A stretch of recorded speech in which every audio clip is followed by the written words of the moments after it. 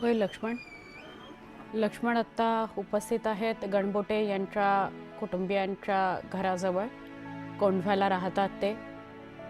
पहाटे पुण्यातली ही दोन्ही पार्थिवं त्यांच्या घरी पोचवण्यात आली. कर्वेनगरला जगदाळे यांचं पार्थिव आणि गणबोटे यांचं पार्थिव कोंढव्याला त्यांच्या घरी. अत्यंत शोकाकुल वातावरण आहे. ओळखत होते ते तर अंत्यदर्शनाकरता आलेच आहेत, पण एक जी जनभावना अतिशय प्रेमळ आणि लहानपणापासून यांनी मेहनतीने गणगोटे फरसाण हाऊस सुरू केलं. त्यांनी फार कसोटी केली. तसेच त्यांनी पुण्याचं सगळ्यांचं मन पण जिंकलं. तसेच या परिवाराने जे फरसाणची जी क्वालिटी होती अतिशय सुंदर प्रतीने आणि रास्त भावाने लोकांना देत असतं ते. तसेच ह्या कुटुंबियाबद्दल ह्या एरियातील सगळ्या लोकांना प्रेमभावाचा फार आदर होता. प्रत्येक ग्राहकांशी ते फार सभ्यतेने वागायचे, प्रेम द्यायचे. असा हा एक बुटेक परिवारातला आमचा एक सदस्य आमच्यातून निघाला. त्याचं उणीवता आम्हाला कधीही निघून जाणार नाही. मोदी सरकारने हे जे पुलवामामध्ये झालेले हत्याकांड त्याचा खरोखरच मोदी सरकारने विचार करायला पाहिजे आणि यांना कडक शासन केलं पाहिजे.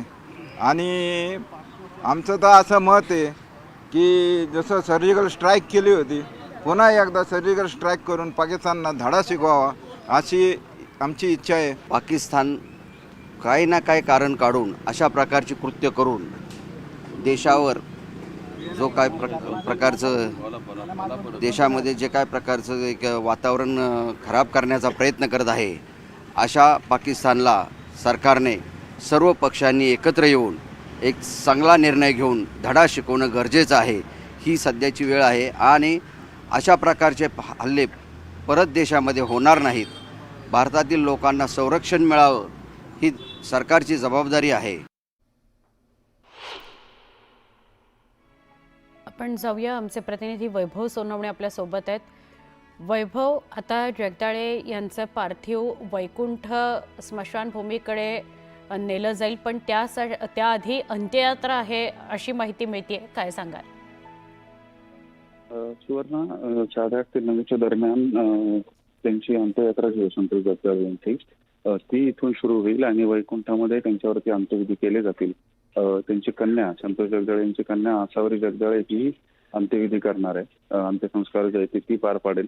त्यापूर्वी काही मिनिटांपूर्वी शरद पवार येऊन गेले. त्यानंतर आता राज्यसभेच्या खासदार जे आहेत मेधा कुलकर्णी, त्यांनी येऊन कुटुंबियांचे सांत्वन करण्याचा प्रयत्न केला.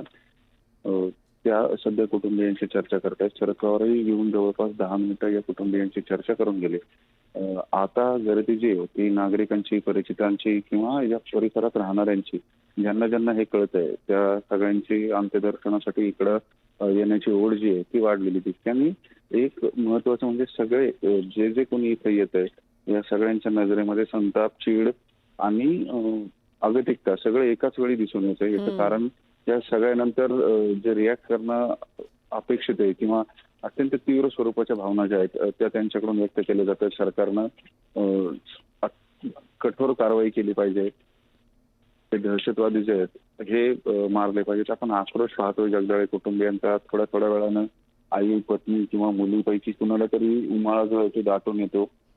आपल्या सोबत इथून जाताना 19 तारखेला इथून जाताना त्यांचे वडील त्यांच्या सोबत होते. घरातून बाहेर पडताना कोणी स्वप्नातही कल्पना केली नसेल की परत येऊ तेव्हा ते आपल्या सोबत नसतील किंवा अशा पद्धतीनं त्यांचा जीव जाईल.